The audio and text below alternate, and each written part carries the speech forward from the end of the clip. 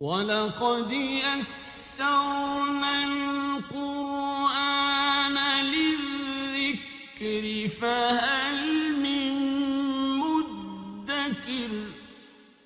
الحمدللہ رب العالمین والصلاة والسلام علی سید الانبیاء والمرسلین، اما بعد فاعوذ باللہ من الشیطان الرجیم، بسم اللہ الرحمن الرحیم۔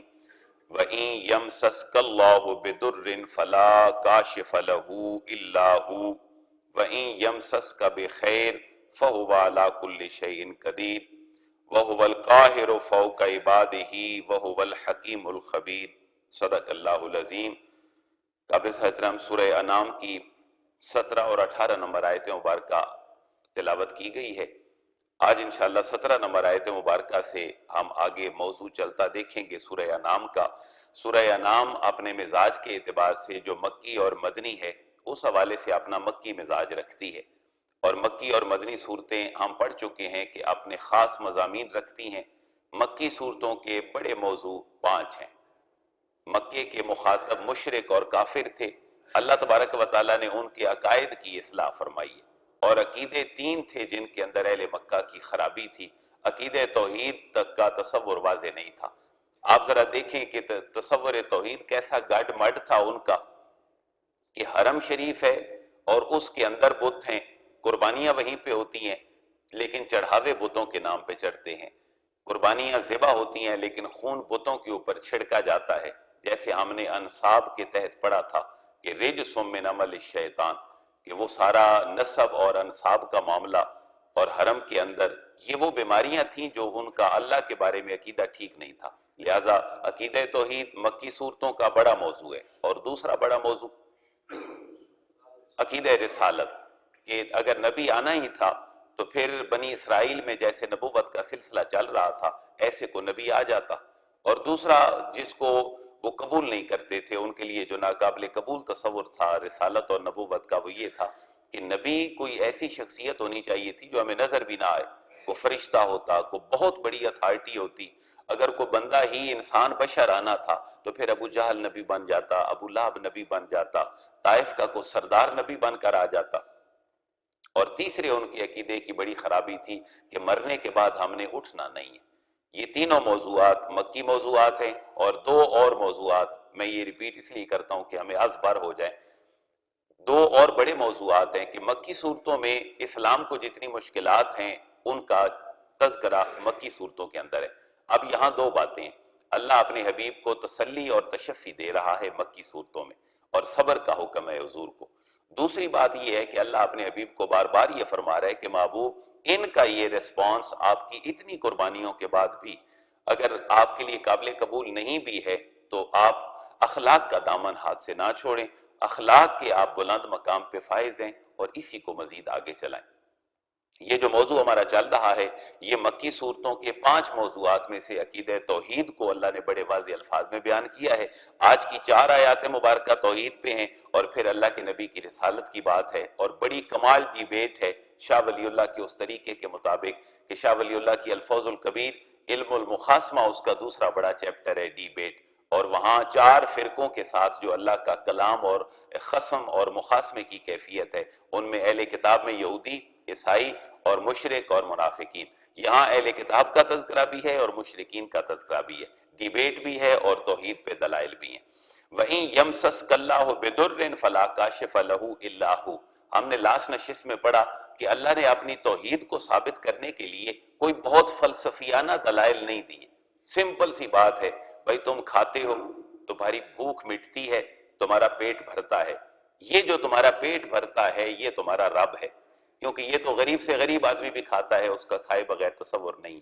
اور غریب سے غریب آدمی کو بھی کانٹا چبھتا ہے، اس کو درد ہوتی ہے، تکلیف ہوتی ہے۔ اللہ بیان فرما رہا ہے کہ تمہیں جو تکلیف دے کر تکلیف کو دور کرتا ہے یہ تمہارا رب ہے۔ اب یہاں جو ڈیبیٹ ہے وہ بڑے قریب کے انداز میں، یعنی ہر بندے کی سمجھ میں آ جائے۔ وہیں یمسسک اللہ بضر، واو کمن، اور ان اگر یمسسک اللہ بضر، اگر اللہ پہنچائے تمہیں بضر، کوئی نقصان کوئی دکھ اگر اللہ تمہیں پہنچائے تو فلا کاشف لہ، فا کا معنی پس، لا کاشف، کوئی دور کرنے والا نہیں ہے، لہو اس دکھ کو، الا ہو، سوائے اللہ تعالیٰ کے۔ اب یہ تعلق جو دکھ کا ہے یہ تو ساری کائنات کے لیے کامن ہے، تو اللہ نے ایسی بات فرمائی ہے کہ جس کے اندر ساری دنیا کا معاملہ ہے، تاکہ تصور توحید ان کے سامنے واضح ہو جائے۔ تمہیں مشکل دیتا بھی کون ہے؟ اللہ، اور مشکل دور بھی کون کرتا ہے؟ اللہ۔ یہ الگ بات ہے کہ سبب تم کریٹ کرتے ہو، مشکلات کے اسباب ہم خود پیدا کرتے ہیں، ہمارے اعمال کچھ ایسے ہوتے ہیں جن کی وجہ سے ہم مشکلات میں پھنس جاتے ہیں۔ اور امت کے ساتھ اللہ کا معاملہ کچھ عجب ہے۔ اللہ فرماتا ہے کہ اگر تم نیت ہی صرف ٹھیک رکھ لو تو تمہیں ثواب مل جائے گا، اور جب عمل نیک کرو گے تو پھر تمہیں 700 گنے تک اجر مل جائے گا۔ برائی کا ارادہ کرو گے تو نہیں لکھی جائے گی، اور برائی کرو گے تو ایک برائی لکھی جائے گی۔ لیکن ذالک بما کسبت ایدیکم، تمہارے ہاتھ جو کماتے ہیں، جو کچھ تم کرتے ہو، یہ تمہارے لیے آسانیاں بھی پیدا کرتا ہے اور یہ تمہارے لیے مسائل بھی پیدا کرتا ہے۔ مثلا ایک آدمی صدقہ دیتا ہے، اور صدقہ دینے میں بظاہر اس کو کوئی فیل نہیں ہوتا، حالانکہ پیسے اس کے پلے سے جا رہے ہیں، لیکن کچھ عرصے بعد کسی بڑی مشکل سے وہ بچ جاتا ہے، تو ہم عموماً جملہ کیا بولتے ہیں؟ بھائی آپ کے ہاتھوں کا دیا ہوا آپ کے کام آ گیا ہے۔ تو یہ جو نیکی کا تصور ہے اور بدی کا، یہ ہمیں آگے بھی لے کر جاتا ہے، اور بدی ہمارے راستے میں رکاوٹ بھی بن جاتی ہے۔ اولاد کبھی نافرمان نکل آتی ہے، اور اولاد کی طرف سے دکھ آتے ہیں۔ باپ کا اور ماں کا انسان خیال نہیں رکھتا ہوتا اپنے زمانے میں، جب وہ جوان تھا اور خیال رکھنا چاہیے تھا، تو آج اولاد بھی اس کا خیال نہیں رکھے گی۔ تو یہ جو فلا کاشف لہ الا ہو اللہ کی طرف سے ہے، سبب ہم خود کریٹ کرتے ہیں۔ وَإِن يَمْسَسْكَ بِخَيْرٍ، واو کا معنی، اور ان اگر یمسس کا، اگر آپ کو پہنچے، یا اللہ آپ کو پہنچائے، بے خیر، اللہ آپ کو کوئی خیر پہنچا دے۔ ویسے اس کا معنی ہے پہنچنا، لیکن یہاں ہم معنی کر رہے ہیں پہنچانا۔ اس کی وجہ یہ ہے کہ پراپوزیشن کبھی کبھی ورب کے بعد آ کر اس کے معنی کو تبدیل کر دیتی ہے۔ اوپر بھی یمسس کا جو فعل ہے، اس کے بعد با جو ہے وہ اس کا صلہ آیا ہے بے درن، اور یہاں بھی یمسس کا کے بعد خیر نہیں ہے بلکہ بے خیر ہے، تو یہاں معنی پہنچنا نہیں بلکہ پہنچانا ہے۔ اور اللہ اگر تمہیں پہنچائے بے خیر کوئی بھلائی، تو اس کو کوئی روک نہیں سکتا، کیونکہ فَهُوَ عَلَىٰ كُلِّ شَيْءٍ قَدِيرٌ، وہ ہر چیز کے اوپر قادر ہے اور قدرت رکھنے والا ہے۔ کتنا بڑا وَهُوَ الْقَاهِرُ فَوْقَ عِبَادِهِ، واو کا معنی اور ہوا وہ القاہر غالب ہے، فوق عبادہ، اپنے بندوں کے اوپر وہ غالب ہے، وہ حکمت رکھتا ہے، اس کا ارادہ ساری کائنات پہ غالب آ سکتا ہے، انسانوں کا ارادہ اس کے ارادے پہ کبھی غالب نہیں آ سکتا۔ وَهُوَ الْحَكِيمُ الْخَبِيرُ، لیکن ان ساری خصوصیات کے باوجود بھی وَهُوَ، اور وہ ہے الحکیم، دانا، الخبیر، خبر رکھنے والا، وہ دانا ہے اور خبر رکھنے والا ہے۔ کل ای شیء اکبر شہادہ، اس آیت مبارکہ کے لیے یہ پہلے جاننا ضروری ہے کہ یہ اللہ نے جملہ اس لیے فرمایا کہ حضور سے یہ پوچھا گیا، کفار اور مشرکین یہ پوچھتے تھے، چلیں جی مان لیا آپ نبی بن کر آ گئے، لیکن آپ کے نبی ہونے پہ آپ کے پاس دلیل کیا ہے؟ کیوں آپ نبی بن کر آئے ہیں؟ وہ بنی اسرائیل کا سلسلہ نبوت کا تو ٹوٹ گیا، اور آپ چلیں مان لیا کہ ابو لہب، ابو جہل یہ لوگ نہیں بنے نبی، آپ نبی بن گئے، آپ کے پاس دلیل کیا ہے؟ ذرا انداز دیکھیں، کل ای شیء اکبر شہادہ، اللہ فرما رہا ہے محبوب ان کے اس دعوے پر کہ آپ کے پاس نبوت کی دلیل کیا ہے، اللہ فرما رہا ہے محبوب ذرا انہی سے پوچھیں، کل محبوب کہہ دیجئے، پوچھئے ذرا ان سے، ای شیء اکبر شہادہ، اکبر و شہادہ گواہی کے اعتبار سے بڑی ترین چیز، معتبر ترین چیز، ای شیء کیا ہے؟ معتبر ترین گواہی تمہارے نزدیک کس کی ہے جو تم گواہی مانگتے ہو نبی محتشم سے کہ آپ کی نبوت پہ دلیل کیا ہے؟ کون سی بڑی گواہی ہے جو تم مانگتے ہو؟ تو آپ محبوب ان کو یہ بھی فرما دیجئے، قل اللہ، قل کا معنی محبوب فرما دیجئے اللہ، سب سے بڑی شہادت کس کی ہے؟ اللہ کی ہے، تو میرے اللہ نے ہی میری نبوت اور رسالت پہ گواہی دی ہے، اس سے بڑی تم کون سی گواہی چاہتے ہو؟ اور کتنا محبت بھرا انداز ہے معاملے کو سالو کرنے کا کہ شہیدم بینی و بینکم، شہیدن وہ گواہ ہے، بینی میرے درمیان، و بینکم اور تمہارے درمیان، اس سے بڑی گواہی کیا چاہتے ہو؟ کہ اللہ نے مجھے نبی بنا کر بھیجا ہے، اس سے بڑی گواہی کیا ہے؟ وَأُوحِيَ إِلَيَّ هَذَا الْقُرْآنِ، وہ میرے اور تمہارے درمیان گواہ بھی ہے، وَأُوحِيَ اور وہی بھیجی گئی ہے، یہ ایکٹیو نہیں بلکہ پیسو سینس ہے، وَأُوحِيَ اور وہی کیا گیا ہے، إِلَيَّ میری طرف، هَذَا الْقُرْآنِ یہ قرآن میری طرف اللہ کی طرف سے وہی کیا گیا ہے، لِأُنذِرَكُمْ تاکہ میں تمہیں ڈراؤں بہی، اس کے ساتھ تمہیں بھی ڈراؤں، ومم بلغا، اور جس تک یہ قرآن قیامت تک پہنچتا رہے وہ بھی اس قرآن سے ڈرتا رہے۔ یہ میرا مشن ہے جو اللہ نے مجھے دیا۔ واو کا معنی اور، من کا معنی جو یا جس تک بلغا یہ پہنچے، یعنی مفسرین نے لکھا ہے کہ یہ جملہ سمجھنے کے لیے یوں ہے وَمَن بَلَغَهُ الْقُرْآنِ، جس تک یہ قرآن پہنچتا رہے وہ اس سے ڈرتا رہے، اللہ نے مجھے اس لیے بھیجا ہے۔ أَإِنَّكُمْ لَتَشْهَدُونَ أَنَّ مَعَ اللَّهِ آلِهَةً أُخْرَىٰ، اب ان سے سوال کیا جا رہا ہے۔ پہلے تو وہ سوال کرتے ہیں کہ آپ کی نبوت پہ دلیل کیا ہے، اب ان سے سوال کیا جا رہا ہے، محبوب ذرا ان سے یہ پوچھیں أَإِنَّكُمْ، کا معنی کیا، انکم بے شک تم، انکم کیا تم، لتشہدون اس بات کی گواہی دیتے ہو، ان مع اللہ کہ بے شک اللہ تعالیٰ کے ساتھ ہے، آلہۃ اخری کوئی اور بھی خدا۔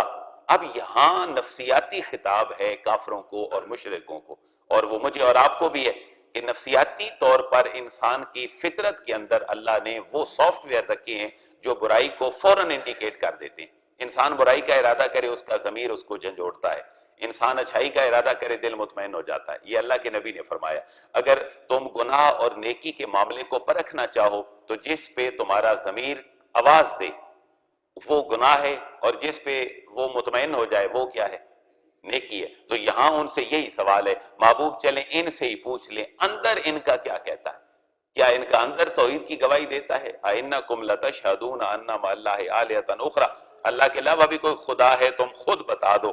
کل محبوب یہ بات پھر آپ خود ہی بتا دیں، یہ تو اس حقیقت کا شاید اعتراف کرنے کے لیے تیار نہیں ہے کیونکہ انہوں نے انا کا مسئلہ بنایا ہے۔ محبوب آپ ہی بتا دیں، کل فرما دیجئے لا اشہد، میں تو ایسی گواہی نہیں دیتا، کیا تم دے سکتے ہو ایسی گواہی کہ اللہ کے علاوہ بھی کوئی معبود ہے؟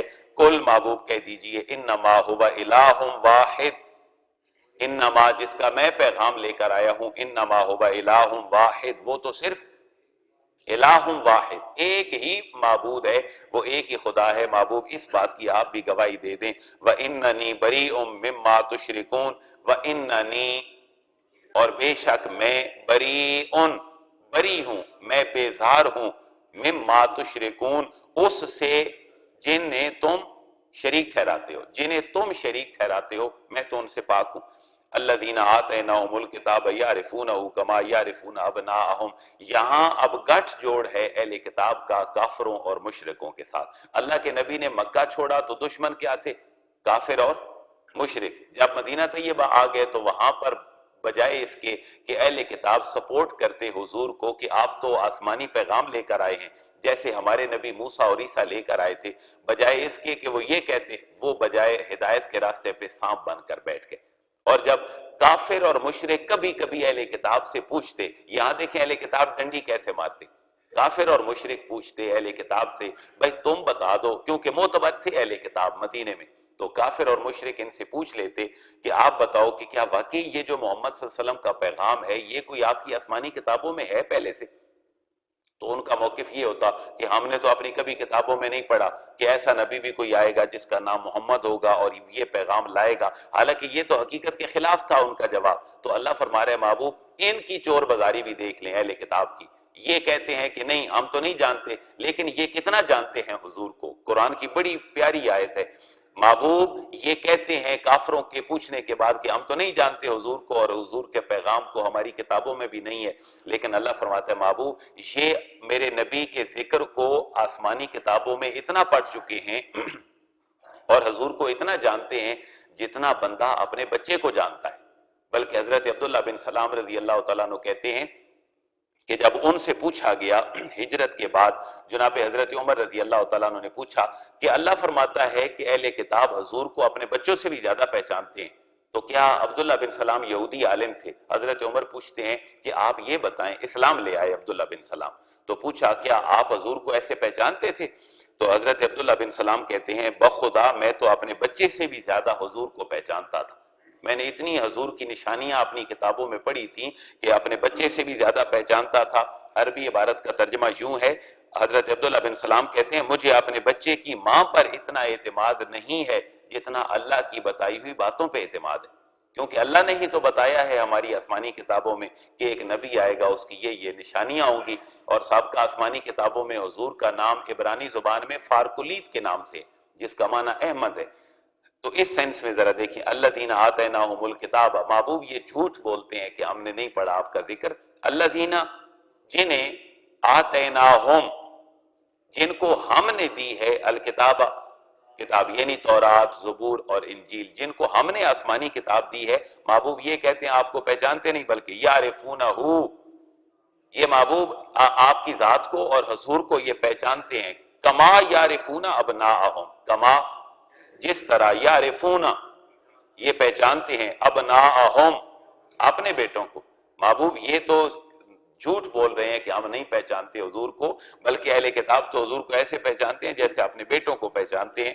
الذین خسروا انفسهم فهم لا یؤمنون، لیکن یہ بات پیچھے بھی بڑی دفعہ گزر چکی ہے کہ انسان جب نیکی کرنا چھوڑ دیتا ہے تو اللہ اس کے نیکی کو ڈیولپ کرنے کے اور نیکی کو کریٹ کرنے کے جو سافٹ ویئر اور آرگنز ہیں، اللہ ان کو کمزور کر دیتا ہے۔ ظاہر ہے بدی کی طرف جاتا ہے تو بدی چارج ہوتی رہتی ہے، انسان مزید آگے چلتا ہے۔ محبوب یہ انکار کیوں کرتے ہیں؟ الذین جنہوں نے خسروا خسارے میں ڈال دیا ہے، انفسہم اپنی جانوں کو، جنہوں نے اپنے پاؤں پہ خود کلاڑی مار لی ہے اور خیر کی طاقت ہی اپنے اندر سے ختم کر دی ہے، محبوب چھوڑیں ان کو، فہم لا یؤمنون میں یہ ایمان نہیں لائیں گے، کیونکہ انہوں نے خود ہی اپنا بیڑا غرق کر دیا ہے، اپنی صلاحیتیں ختم کر دی ہیں۔ اب پھر دیکھیں بیانیہ انداز ہے، جیسے آپ کسی سے ڈیبیٹ کر کے واپس جا رہے ہوں تو بندہ اپنے طور پر گفتگو کرتا ہے، یا دیکھو اتنی باتیں نے پیاری سمجھائی تھی، فلاں بندے نے کیسی باتیں کی تھی، لیکن ان کا حال دیکھو، نہ اس کی ماننے کے لیے تیار تھے نہ میری ماننے کے لیے تیار تھے۔ جیسے پنچایت سے لوگ اٹھتے ہیں اور خود منصفین ڈسکس کرتے ہیں، اسی سینس میں اللہ فرما رہے وَمَنْ أَظْلَمُ مِمَّنِ افْتَرَىٰ عَلَى اللَّهِ كَذِبًا أَوْ كَذَّبَ بِآيَاتِهِ إِنَّهُ لَا يُفْلِحُ الظَّالِمُونَ۔ اب یہ بیانیہ انداز ہے ان کی اس ڈیبیٹ کے بعد اللہ کا خود، وَمَنْ أَظْلَمُ انٹروگیٹو سینس ہے، تعجب کا انداز ہے، واو کا معنی، اور من ازلم سب سے زیادہ ظالم کون ہے، ممن اس بندے سے، افطرا جس نے بہتان باندھا، علی اللہ اللہ پر، جس نے اللہ پر بہتان باندھا، کاذبا جھوٹ کا، او کذب بآیاتہ او کذبا یا اس نے جھٹلایا، بآیاتہ اس کی نشانیوں کو، یعنی اللہ پہ انہوں نے جھوٹ کیا باندھا۔ ان کا موقف تھا کہ فرشتے اللہ کی بیٹیاں ہیں، اور یہ جو روح ہے انسان کے اندر، یہ ایسا قدیمی مادہ ہے کہ سب سے پہلے روح تھی، اس کے بعد ساری کائنات بنی۔ اللہ کا تصور یہ ہے کہ سب سے پہلے خالق کائنات تھا، پھر اللہ نے اپنی ساری مخلوق کو بنایا۔ تو اللہ کے اوپر افتراء بازی اور کیا ہے کہ ہر کام کے لیے ایک الگ خدا ہے، خوشی کا الگ، غمی کا الگ، مختلف کاموں کے لیے۔ تو توہم پرستی کے عالم میں اللہ فرما رہے کذب بآیاتہ، انہوں نے اللہ کی نشانیوں کو جھٹلا دیا، انہ لا یفلح الظالمون، انہ بے شک، لا یفلح الظالمون فلاح نہیں پائیں گے ظالمون ظالم۔ تو جس لفظ کے آخر میں واو اور نون آ جائے وہ کیا ہوتا ہے؟ جمع ہوتا ہے۔ جس کے شروع آخر میں الف اور نون آ جائے وہ کیا ہوتا ہے؟ تثنیہ، وہ دو ہوتے ہیں۔ جیسے طالبون ایک طالب علم، دو طالب علم طالبان، سب طالب علم طالبون، اسی طرح مسلمون ایک مسلمان، دو مسلمان مسلمان، سب مسلمان مسلمون۔ تو ہم جو اب مسلمان کہتے ہیں، یہ مسلمان جمع کا سینس ہے جو ہمارا اردو کا سینس ہے، یہ وہ مسلمان نہیں ہے جو تثنیہ کا صیغہ ہے، کیونکہ مسلمان بطور جمع یوز ہوتا ہے۔ وَيَوْمَ نَحْشُرُهُمْ جَمِيعًا ثُمَّ نَقُولُ لِلَّذِينَ أَشْرَكُوا أَيْنَ شُرَكَاؤُكُمُ الَّذِينَ كُنتُمْ تَزْعُمُونَ۔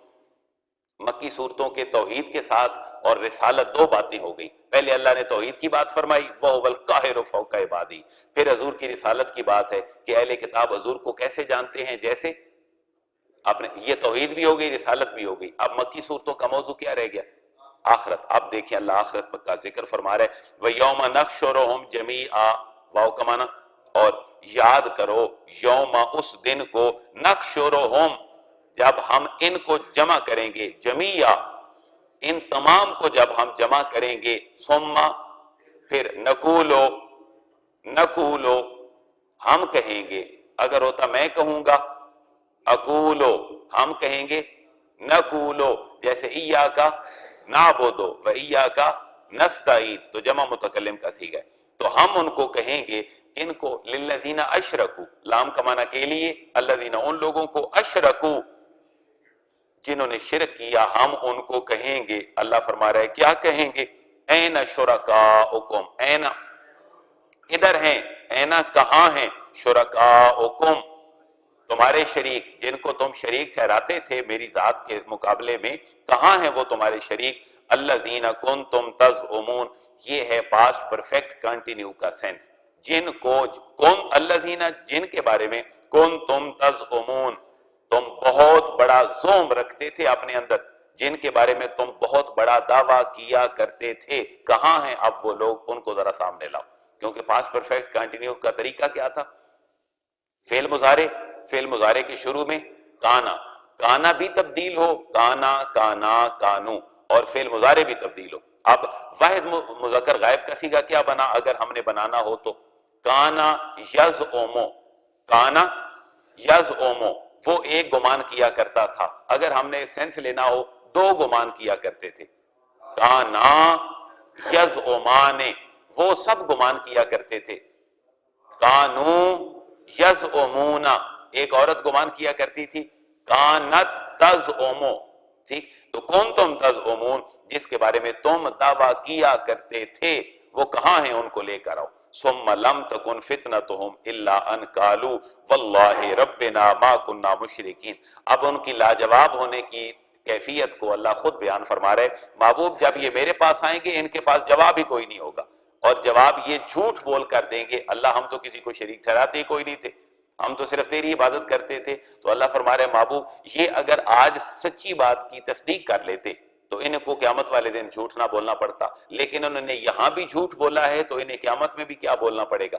جھوٹ بولنا پڑے گا، کہیں گے ثم پھر لم تکن نہیں ہوگا فتنتہم ان کا کوئی عذر، فتنتہم ان کا کوئی عذر، فتنہ بیسیکلی کہتے ہیں آزمائش کو، لیکن ان کی آزمائش نہیں ہوگی قیامت والے دن، یا ان کا کوئی عذر ہوگا ہی نہیں، الا سوائے اس کے ان قالو کہ وہ کہیں گے، واللہ اللہ کی قسم ہے، ربنا جو ہمارا رب ہے، ما کننا مشرکین ہم تو شرک کرنے والے ہی کوئی نہیں تھے، ما کننا ہم نہیں تھے، مشرکین شرک کرنے والے، یعنی دو سینس ہیں، اگر دنیا میں سچ بولتے تو اللہ آخرت میں بھی سچ بلواتا، یہ دنیا میں جھوٹ بولتے رہے تو اللہ فرما رہا ہے قیامت والے دن بھی ہم ان سے جھوٹ بلوائیں گے، انظر کیف کذبوا علی انفسہم وضل عنہم ما کانوا یفترون، محبوب اللہ فرما رہے محبوب انظر ذرا آپ دیکھیں، نہ ذرا ینظرو دیکھنا، انظر محبوب آپ دیکھیں، کیفا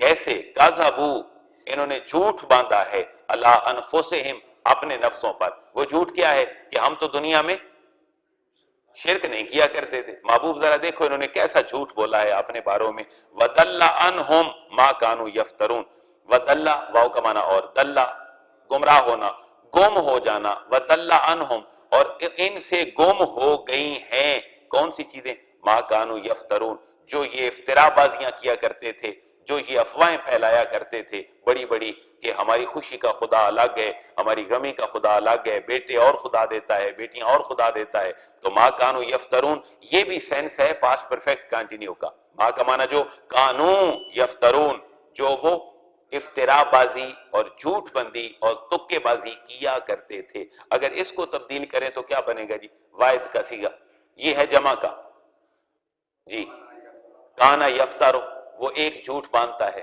دو باندھتے ہیں، کانا یفترانے سب جھوٹ باندھتے ہیں، کانو یفترونا ایک عورت جھوٹ باندھتی ہے، کانت تفترو تضربو یضربو یضربان یضربونا تضربو تضربان یضربنا، ما کانو یفترون جو افتراء بازی اور تکے بندی یہ کیا کرتے تھے، محبوب اس کے بارے میں اب یہ دیکھیں آپ کہ یہ کیسے اس معاملے کو خراب کر رہے ہیں، اور یہ اس وجہ سے ہے کہ جھوٹ کی سزا بھی کیا ہوتی ہے، جھوٹ، یہ دنیا کا بھی نظام ہے، جھوٹ کی سزا ایک اور جھوٹ ہے، اس لیے کہتے ہیں ایک جھوٹ کو چھپانے کے لیے 100 جھوٹ بولنا پڑتے ہیں، تو ایک بندہ جو جس کو پنشمنٹ کا شریعت نے تصور دیا ہے وہ ایک کوڑا نہیں بلکہ کتنے کوڑے ہیں، 100 کوڑے، غیر شادی شدہ زانی اگر اس کو سزا دی جائے جس کی شادی نہیں ہے تو شریعت کہتی ہے اس کو 100 کوڑے لگائے جائیں، اگر شادی شدہ ہے تو اس کو رجم اور سنسار کر دیا جائے. تو 100 کوڑے کا جو تصور ہے یہ اس کی پنشمنٹ اور سزا ہے.